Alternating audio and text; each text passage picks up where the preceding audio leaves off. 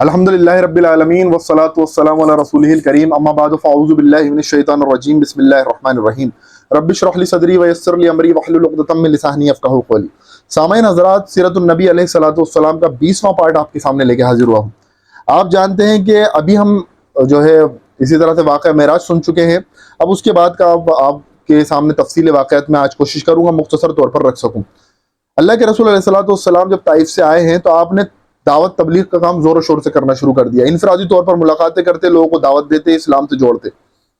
आप देखेंगे अल्लाह के रसूल अलैहिस्सलातु वस्सलाम उन लोगों के पास भी जाते जो कि बाहर से कबाइल आ रहे थे, क्योंकि दावत को बूस्ट अप करने का बेहतरीन जरिया ये था कि जो लोग बाहर से आ रहे हैं उनको दावत दी जाए, वो बाहर जाके दावत को बूस्ट करें और लोग आए इस दावत को कबूल करने के लिए।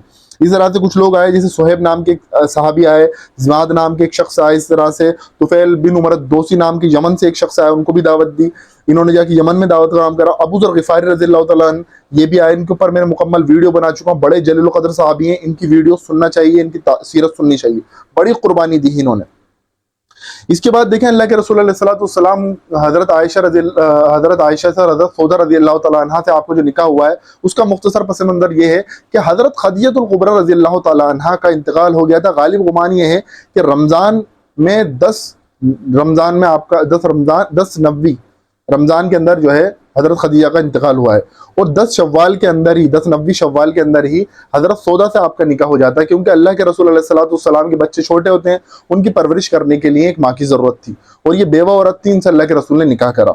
11 नबी में हज़रत आयशा से निकाह होता है, लेकिन हज़रत आयशा से रुखसती जो है वो मदीना में जाके हिजरत के बाद होती है। आप मदीना में जो हिजरत होने वाली है उसके ताल्लुक से कुछ मुख्तसर बात समझ लेनी चाहिए, जोग्राफी और कबायली मामला जो थे उनकी समझ। पहली बात तो ये कि मदीना के अंदर दो तो मुशरिकीन और अरबी कबीले मौजूद थे, वो थे ओस और खजरज। ये लोग अरबी थे। तो इसके साथ साथ तीन कबीले और आबाद थे यहूदियों के, बनु कैनका, बनु कुरैज़ा और बनु नज़ीर। ये भी आबाद थे, ये यहूदियों के थे, और ये वही कबीले थे जो 70 ईस्वी में टाइटस रूमी नामी बादशाह ने जब इनको मारा काटा है यहूदियों को, और इनका सेकंड टेंपल भी तोड़ दिया, उसके बाद ये दुनिया में हर जगह बिखर गए, तो 3 कबीले आके यसरिब में भी आबाद हो गए थे, क्योंकि इनकी किताबों में जिक्र था कि जो नबी आने वाले हैं वो यहीं इसी इलाके में आएंगे। और इनकी आपस में भी लड़ाई चलती थी, ओस और खजरत से यहूदी कबीलों की लड़ाई चलती थी, और क्योंकि यहूदी एक कमजोर कौम है, बुज़दिल कौम है, तो उनसे हमेशा हार जाया करती थी। ये लालच और मादा परस्त कौम है, इसलिए लड़ाई में उस तरह से जोहर नहीं दिखा पाती थी, हमेशा हार जाया करती थी, और ये हमेशा डराती थी कि हमारा नबी आने वाला है, उसके बाद हम तुम्हें बताएंगे। तो माइंड सेट यही लोग कर रहे हैं, ट्रेंड सेट यही कर रहे हैं। अल्लाह के रसूल अलैहिस्सलातु वस्सलाम, अल्लाह ताला मग़ज़ूब अलैहि कौम के जरिए ही, साबिक़ा उम्मत मुस्लिमा के जरिए ही अल्लाह तबारक व तआला अल्लाह के रसूल की दावत को आम करना शुरू कर दिया। ये लोग माइंड सेट हो रहे थे ओस और खजरज के। इसी कबीले के कुछ लोग, ओस और खजरज में से कुछ लोग मक्का आए हुए थे हज करने या किसी और तिजारत के मामले से।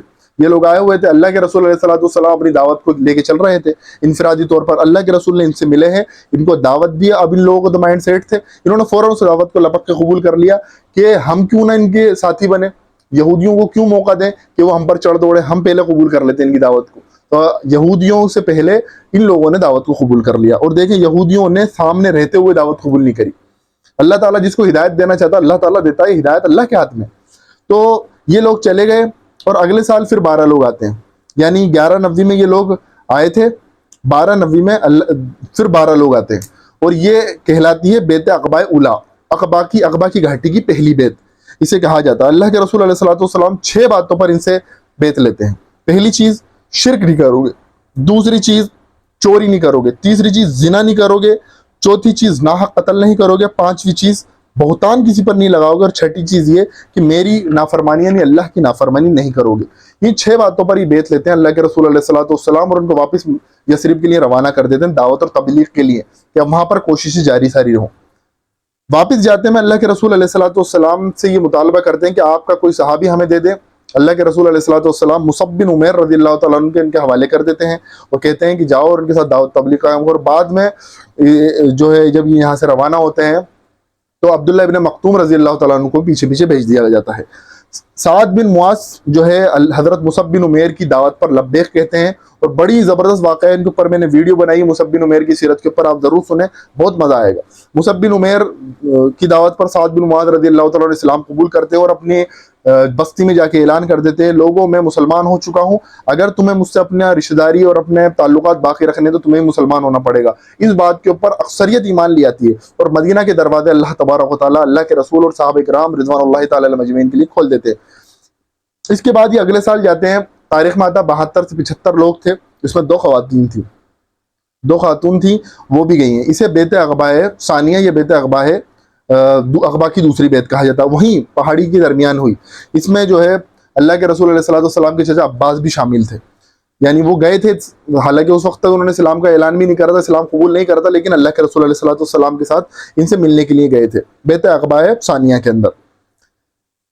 اللہ کے رسول علیہ الصلوۃ والسلام نے ان سب سے بیت لی اور ہاتھ پر رکھ کے بیت لی, اور خواتین سے ہاتھ پر رکھ کے بیت لی. تب خواتین سے کہا کہ میں عورتوں سے ہاتھ نہیں ملاتا, اور آج ہمارے لوگ دیکھیں خاتون سے ہاتھ ملانے کی بھی قائل ہیں.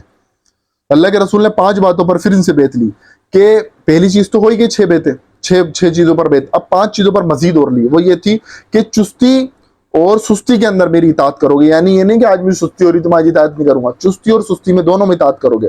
تنگی و خوشحالی میں اپنا مال خرچ کرو گے, دوسری چیز. اسی طرح سے امر بالمعروف نہی عن المنکر, نیکی کا حکم دو گے اور برائیوں سے روکو گے. چوتھی چیز, جب میں کھڑے ہونے کا حکم دوں گا تو کھڑے ہو جاؤ گے اور کسی ملامت کرنے والے کی ملامت سے نہیں ڈرو گے. 5ویں چیز, اپنے مال اور اپنی اولاد کی طرح میری حفاظت کرو گے. یعنی اللہ کے رسول نے 5 باتوں پر اور بیت لی, اور پھر اس کے بعد جو ہے ایک عام ہجرت کا حکم ہو جاتا ہے, صحابہ کرام ہجرت کرنا شروع کر دیتے ہیں. اب اس کے بعد اللہ کے رسول جب تک ہجرت نہیں کر سکتے جب تک اللہ کا خاص حکم رسول کے لیے آتا ہے, اس کے بعد یہ رسول جو ہے ہجرت کر سکتے. پھر اس کے بعد جو ہے آگے کی ویڈیو میں آپ کو بتایا جائے گا کہ اب ہجرت کیسے ہونا شروع ہوئی. اللہ تبارک و تعالیٰ سے دعا ہے کہ پروردگار ہمیں کہنے سننے کے ساتھ ساتھ عمل کی توفیق عطا فرمائے. وآخر دعوانا ان الحمد للہ رب العالمین.